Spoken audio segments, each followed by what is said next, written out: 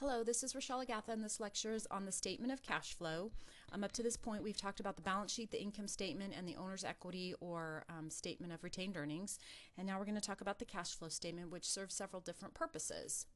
The objectives are to summarize the types of cash flow activities reported in the statement of cash flows, prepare a statement of cash flows using the indirect method, prepare a statement of cash flows using the direct method, and we'll start with summarizing the types of cash flow activities. And the importance of a cash flow statement is to show the reader and the stakeholder of a business where cash flows are going in and out of a business. So the statement of cash flows reports a firm's major inflows and outflows for a period. It provides useful information about the firm's ability to generate cash from operations, maintain and expand its operating capacity, and meet its financial obligations and pay dividends. The statement of cash flows reports cash from three types of activities: operating activities, investing activities, and financing activities. And these three types of categories are important to stakeholders of businesses. And here's the typical cash flow statement, and as you can see, there's the operations at the top, investing activities, and then financing activities. The ending and then there's the net cash flow and cash balance. This cash balance will tie to the cash balance on the balance sheet. So you have sources of cash and uses of cash. So as you can see, there's operating, investing, and financing sources, and operating and investing and financing uses. And they all go in and out of the cash flow statement. The indirect method reports the sources of operating cash and the uses of operating cash. The indirect method reports operating cash flows by beginning with net income and adjusting it for revenues and expenses that don't involve the receipt or payment of cash. So you have a choice to do either type. Cash inflows from operations normally arise when cash is received from customers. Outflows from operating activities normally arise when cash is paid to suppliers for merchandise, supplies, services, and employees' salaries and wages. A primary advantage of the direct method is that it reports the sources and uses in the statement of cash flow. A disadvantage is that the necessary data may not be readily available and may be costly to gather. The primary advantage of the indirect method is that it focuses on the differences between net income and cash flows from operations, where because the data are readily available. Another disadvantage of the indirect method is that it is normally less costly to, another advantage is it's normally less costly to use than the direct method. So here's your two methods. When all said and done, you're going to get cash flows. So the direct method takes cash flows from operating activities, and the other indirect method takes cash flows from operating activities starting with net income and adding your increase in accounts payable, deducting your supplies, and coming up with the same number. So I call the indirect method, it's like a balance sheet method, whereas the direct method, you have to have tracked the cash receipts and outflows for the purpose of the cash flow statement. Cash inflows from investing activities normally arise from selling fixed assets, investments, and intangible assets. Cash outflows from investing activities normally include payments to acquire fixed assets, investments, and intangible assets. Cash inflows from financing activities normally arise from issuing debt or equity securities, and outflows normally include paying cash dividends, repaying debt, and acquiring treasury stock. So you can see the three types of categories. Non-cash investing and financing activities are transactions that do not involve cash. The effect of such transactions is recorded in a separate schedule that appears at the bottom of the statement of cash flows. It is really important to note that the financial statements, including the statement of cash flows, should not report cash flow per share. That's not something that you present. For each of the following, let's identify whether it will be disclosed as an operating, a financing, or an investing activity. So we have our 6 different categories. Purchase of a patent is investing. Paying cash dividends is financing. Disposal of equipment is investing. Net income is from operations. Purchase of treasury stock is a financing transaction. And depreciation expense is an operation. Let's prepare a statement of cash flows using the indirect method. An efficient approach to preparing the statement of cash flows is to analyze the changes in the non-cash balance sheet accounts. The logic of this approach is that a change in any balance sheet account can be analyzed in terms of changes in other balance sheet accounts. The analysis of retained earnings provides a good starting point for determining the cash flows from operating activities. And speaking from personal experience and from being in the profession for a long time, the statement of cash flows is a more difficult concept. Income statement, balance sheet, statement of retained earnings are pretty straightforward. Cash flow, there's a lot of thought and different things that affect it. And it's typically not done by a person who has little knowledge. It's usually done by a heavier level of accountant or a manager. So here's our comparative balance sheets with all of our assets and our liabilities and our stockholders' equity. So you have your 3 years or your 2 years with your increase or your decrease in the last column. So the retained earnings account for Rundle Inc. reveals that the balance increased $80,000 during the year. So here's our retained earnings account. You can see that it went from $202,300 to $282, made up of net income and cash dividends. So the 108 is going to go to the statement because that's your net income. Cash flow from operating activities, net income, adjustments to reconcile net income to net cash flows from operations. This phrase is added to indicate that the accrual basis net income is being adjusted to arrive at cash flows from operations. Next, we determine depreciation expense for the year if it isn't given in the income statement. Sometimes it can be found by analyzing various accumulated depreciation accounts. So here's accumulated depreciation, and you can see depreciation for the year. That goes to the statement. The offsetting $7,000 debit is to expense for depreciation. Therefore, the $7,000 is added back to net income in determining cash flows. So here's our net income, and adjustments to reconcile from operations, you add back depreciation. It's treated in the same manner as amortization and depreciation are treated the same way. The ledger or income statement indicates that the sale of land resulted in a gain of $12,000. The gain increased net income by $12,000, yet cash flows was provided by an investing activity, selling land, rather than operations. So the gain is deducted from net income. So here's our net income and our adding back our depreciation, and taking out our gain, because remember we started with net income and we're factoring down to true cash flows.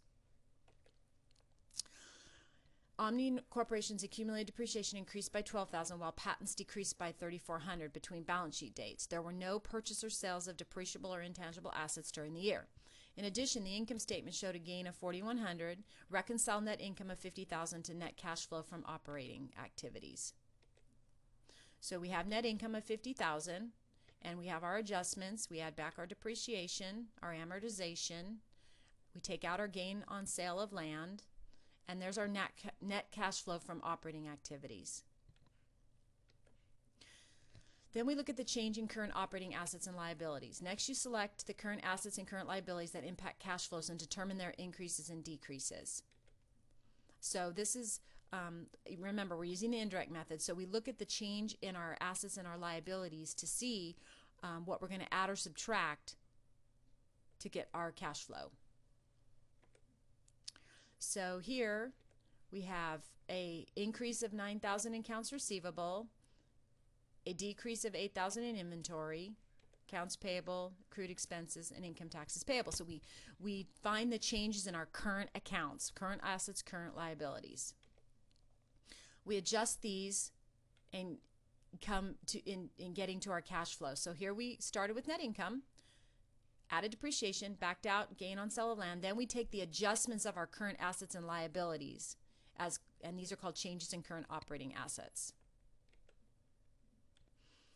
So here's the operating activities section of this statement of cash flow. So you can see these amounts. Here was our net income and all of our changes in our current accounts. Get net cash flows from operating activities. Victor Corporation's comparative balance sheet for current assets and current liabilities was as follows. So here's Victor's. So we're going to do the same kind of thing. We have net income. We have our adjustments to net income. We have our increase in our receivable, decrease in inventory, decrease in accounts payable, net cash flow from operating activities. So just keep in mind that under this method, it seems mechanical and mathematical, and it's derived by looking at changes in your current accounts.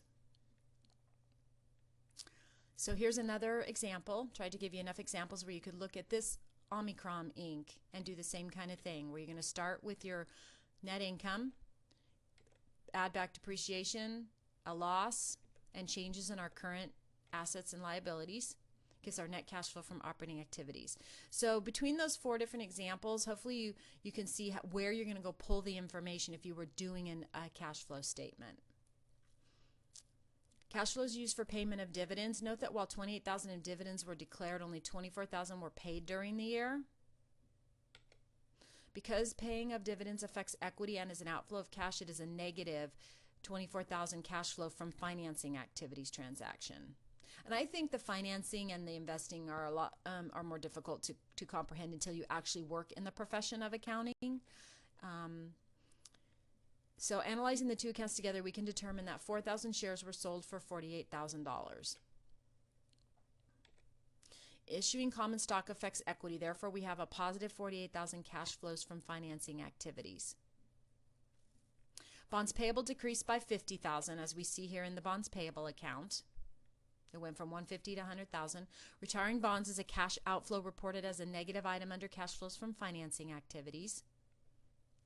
By examining the building account, we can determine that Rundle bought a building for $60,000 cash.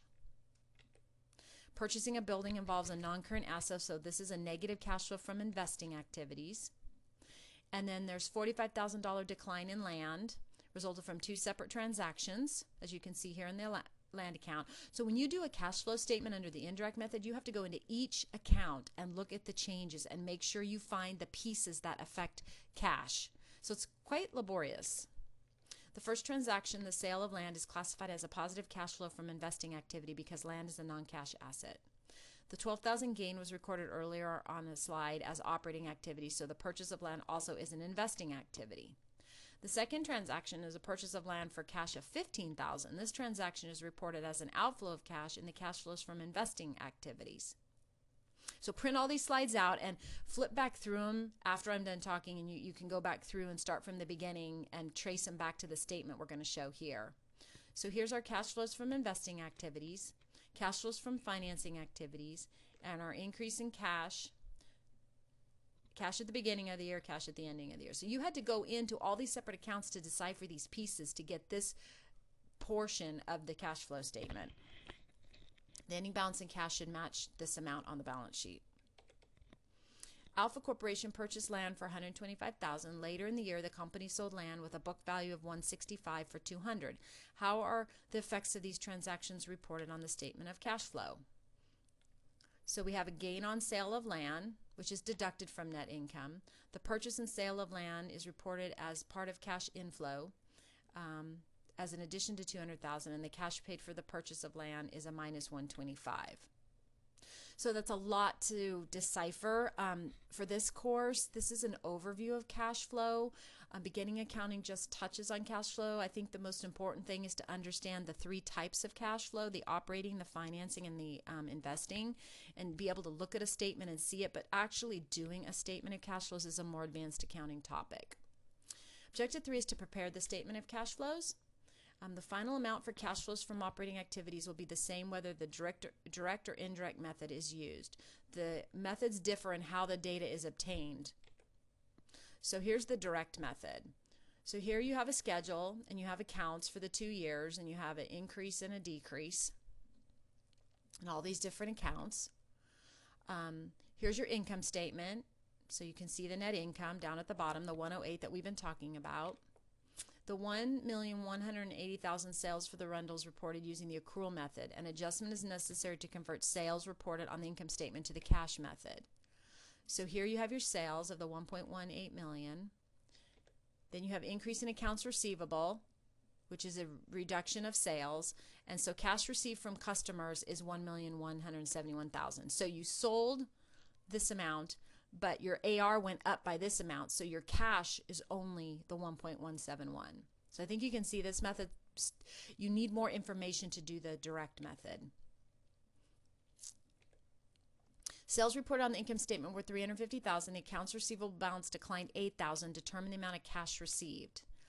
So you had sales, add the decrease in accounts receivable, so your cash received from customers was really $358,000. So same kind of thing. You have your cost of merchandise sold, your decrease in inventories, your decrease in accounts payable, and your cash payments for merchandise. and that goes on your cash basis statement. So you have to go in and analyze all of your accounts to see where the pieces are that affect the cash. Cost of merchandise sold on the income statement is $145. The accounts payable balance increased $4,000 and the inventory balance decreased $9,000. So your cash payment for merchandise was $150. So we're going to go through. There's no cash flow for depreciation expense under this method. So it's a 0.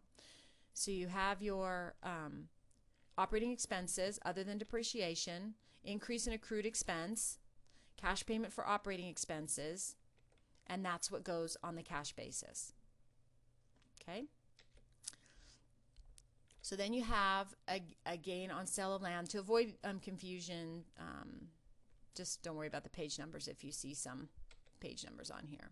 So here's our operating expense. The gain on the sale of land is included in the proceeds from the sale of land, which is reported as a part of the cash flow from the investing activities. So there's a 0 there. So we had changes in our interest expense. We had cash paid for interest expense, plus or minus increase, decrease in accounts payable. There was none. So the cash payments for interest was $8,000. So that goes as a cash basis. So under this method, you have to look at what's going in and out of the income statement and the change on the balance sheet method as well.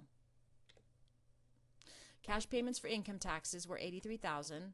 Add or decrease in the income tax payable gives you a cash payment for income tax of $83,500. So you can't just take the expense off the income statement. You have to know how the payable changed one way or the other. Okay, so here is the operating activity section for the direct method. And here is the second section. And note that the total net cash flow from operating activities is $100,500. A reconciliation is required when the direct method is used. Free cash flow is a measure of operating cash flow available for corporate purposes after providing sufficient fixed asset additions to maintain current productive capacity and dividends. So you have cash flow from operations less investments in fixed assets to maintain current production is free cash flow. Positive free cash flow is considered favorable. So in summary, what you need to get out of this lecture for beginning accounting is the types of cash flow activities. That know that there is an indirect method and a direct method, and understand that preparing a cash flow statement is quite complex. It's something that you will do if you become an accountant, and it will be something you will do after you've been working for quite some time, and that the data has to be gathered in several different places, and that it is really easy to make mistakes in the cash flow statement, and so you need to understand your company and your data. So if you have any questions as you're going through the assignments, let me know. Thank you.